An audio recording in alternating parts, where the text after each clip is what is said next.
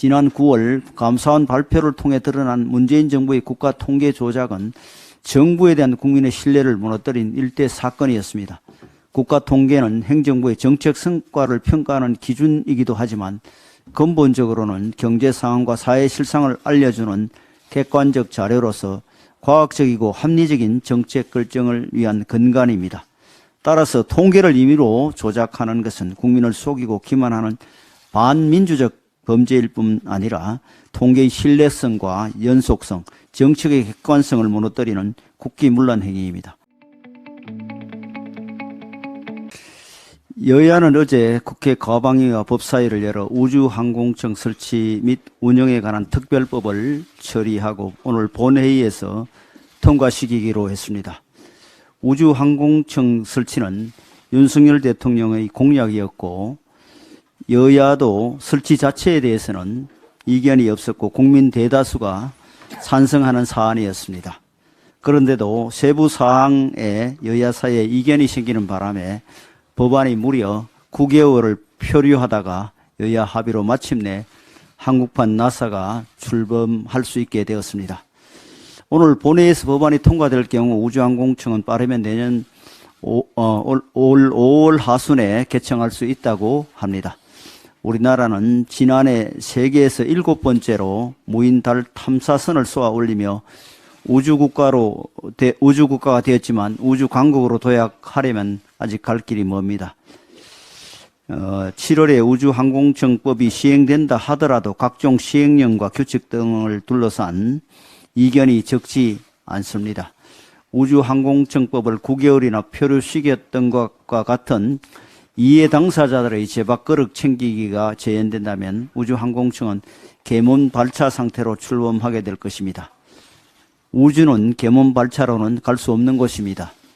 정치권을 비롯해 모든 이해 당사자들이 오직 우주 강국으로의 도약이라는 꿈만 바라보며 소화를 버리고 대성적 협력을 해야 할 것입니다. 법안 통과는 시작에 불과합니다. 지금 미국은 토성 위성 탐사 우주선에 AI를 탑재시켜서 수집한 데이터를 지구로 전송하기 전에 실시간으로 분석하는 혁신적인 기술로 다른 국가와의 격차를 또 한 번 벌리고 있습니다.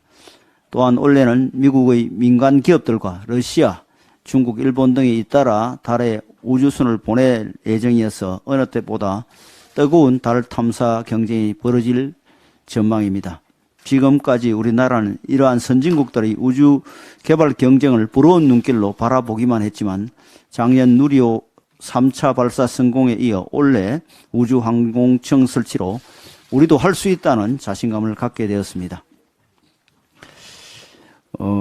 세계 발사체 시장의 65%를 차지한 미국 기업 스페이스X가 나사의 든든한 지원을 통해 성장한 사례에서 보듯이 앞으로 우주항공청을 통한 정부와 기업의 협력이 우리나라 우주개발 산업을 비약적으로 발전시킬 수 있는 동력이 되리라 기대할 수 있습니다. 앞으로 여당은 우주항공청이 100% 기능을 발휘해서 정부의 우주정책과 민간기술 발전에 큰 기여를 할 수 있도록 모든 지원을 아끼지 않겠습니다. 문재인 정부 당시 통계 조작에 관여한 혐의를 받고 있는 윤성원 전 국토부 1차관과 이문기 전 행복도시건설청장에 대한 구속영장이 기각되었습니다.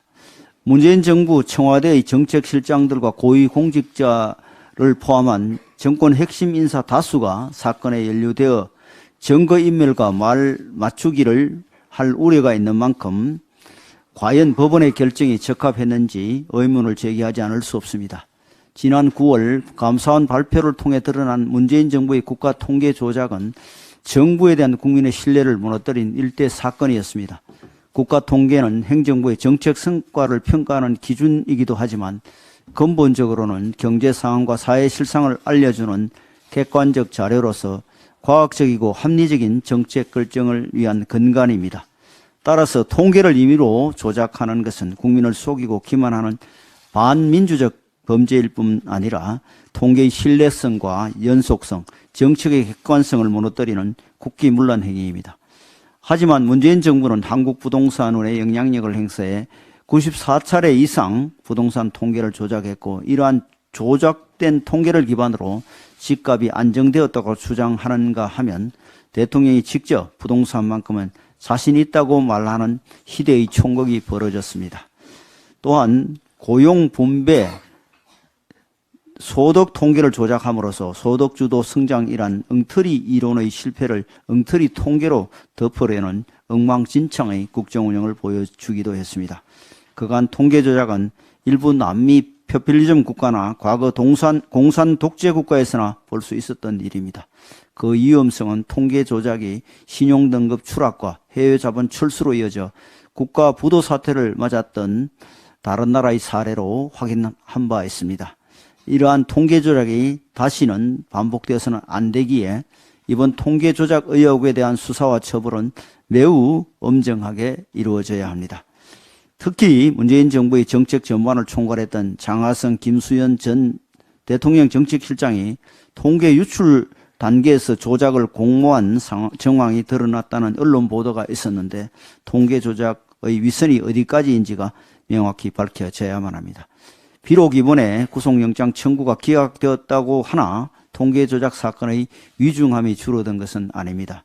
통계 조작 과정에 관련자들이 공모했던 메신저 대화 내용까지 확보되어 언론에 보도되고 있고 이에 따라 국민적 의혹도 끊이질 않고 있습니다.